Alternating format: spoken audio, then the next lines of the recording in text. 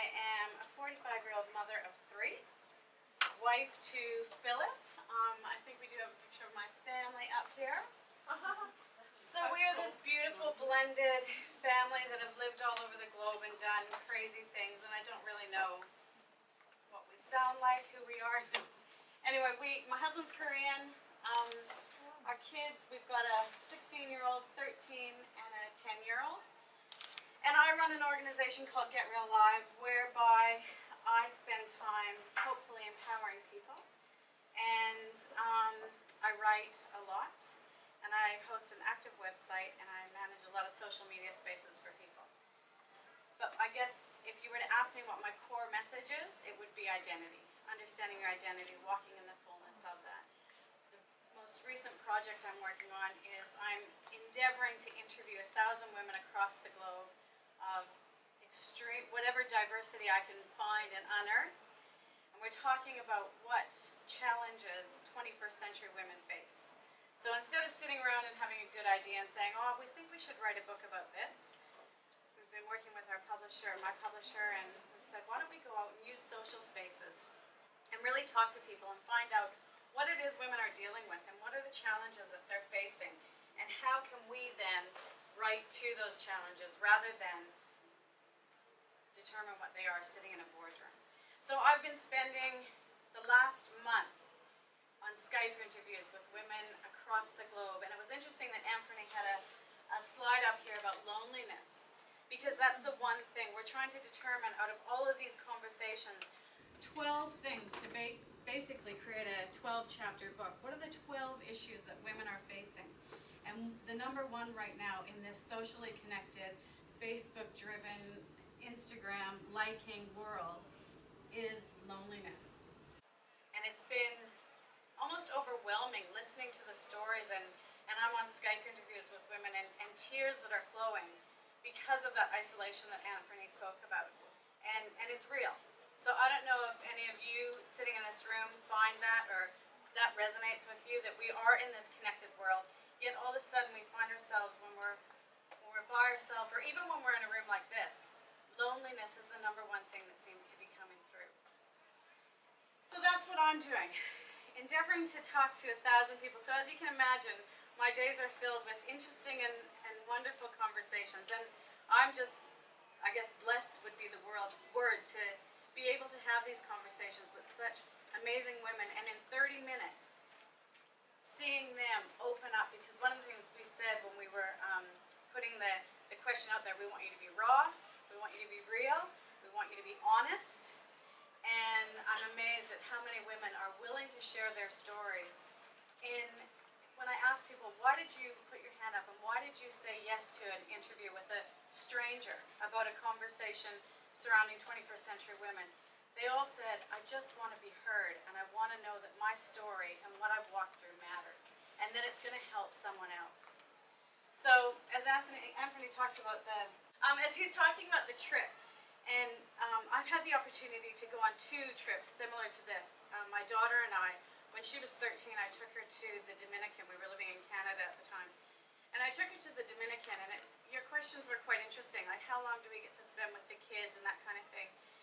And we went to build homes. We were on 2 teams, and we each built a home. And when I went, I thought, what are you doing? I'm not good at hanging pictures up. Like, this is not my skill set. I can talk to people, I'm the community girl, but what am I doing? And then I look back on the photos, and there's me pushing this wall up.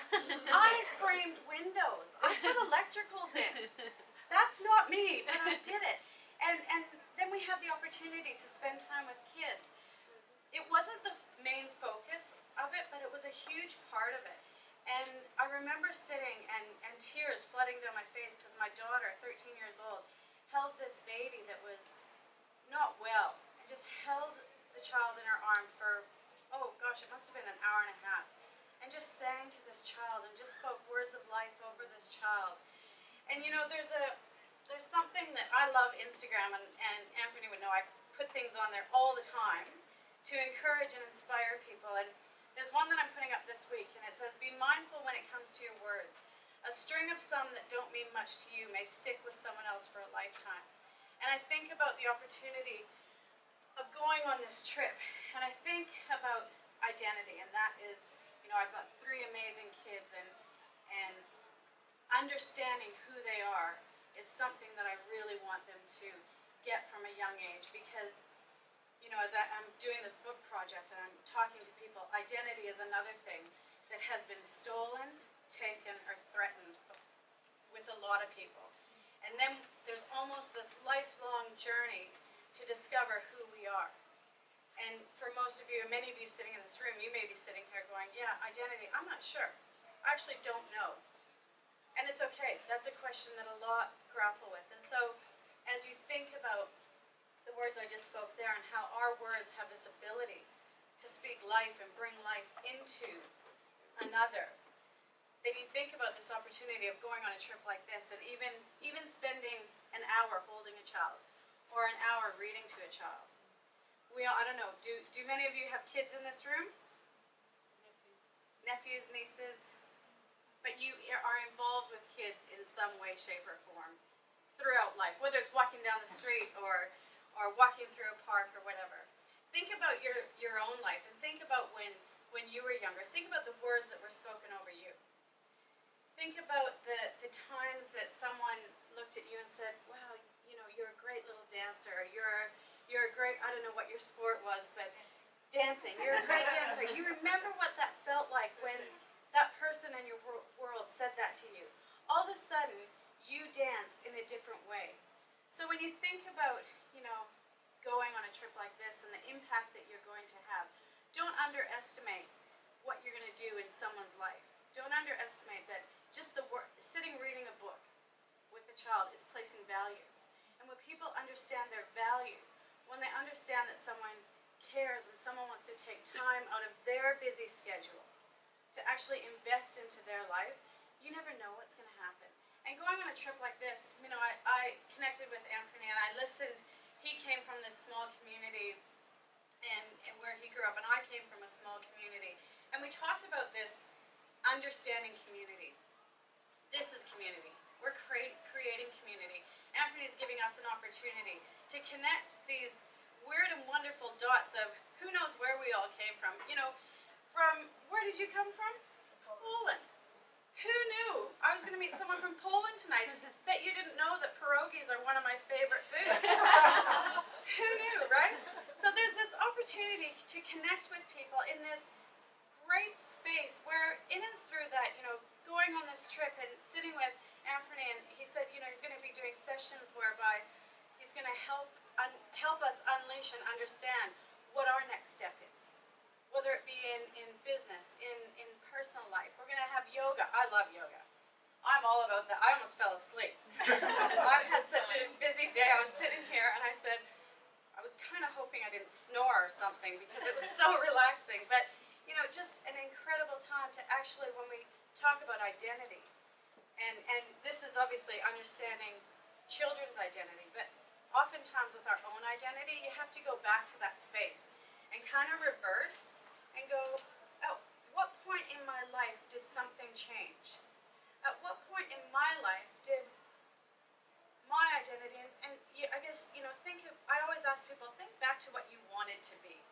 And boys will say, oh, I wanted to be a policeman, I wanted to be a fireman. Girls will say a nurse or a doctor or whatever it is that you can go back to. I wanted to be an actress.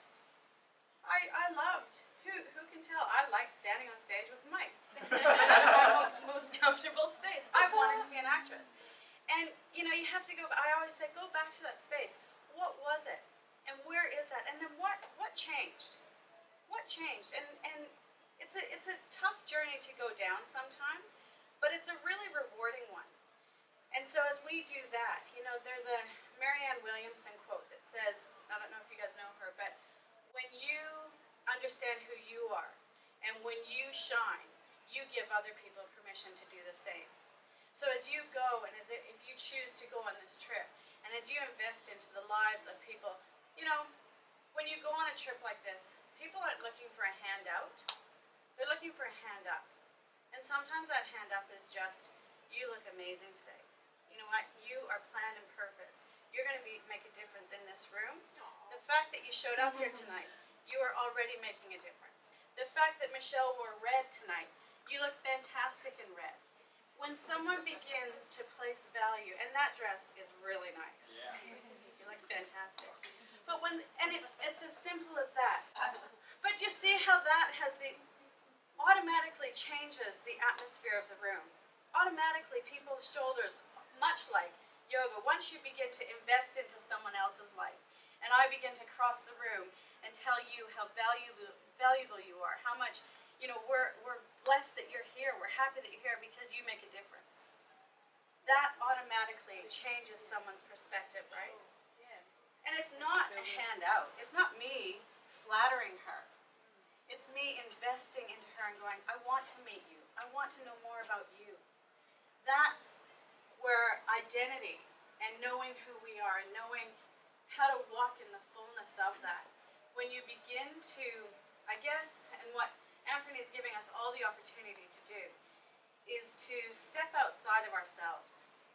When you begin to look at the world as less of a me space, how rewarding is it? And I love the fact that $500 of that is going already committed to something else, because we all know how rewarding it is when we give back, when we do something good. We know that internally something happens with our chemicals, and I'm not a chemistry person, so I'm not going to dare try and tell you what happens.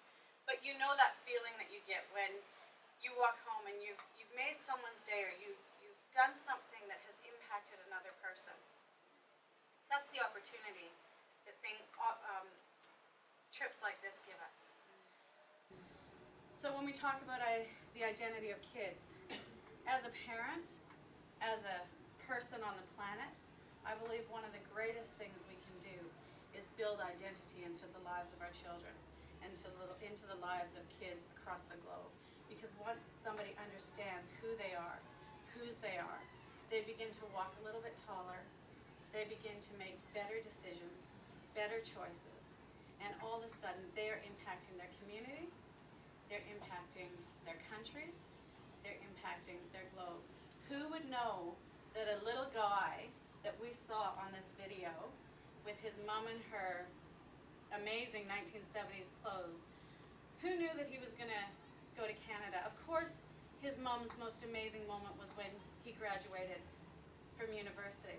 Why? Because she chose to place value on him, and they fought hard to get him to where they needed him to be. It's about placing value. It's about letting him know that your identity is not necessarily in where you came from, or the words that were spoken over you as a child. Those things. I'm sure, and I'm sorry I'm using you as an example, but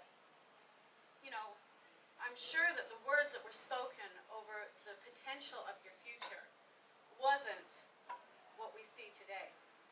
And so because someone chose to see Anthony and speak to that identity, now he's leading a group of people, a diverse group of people, someone from Poland, someone from Canada. I don't know where all the rest of you are from. Tracy's from Australia, we know that.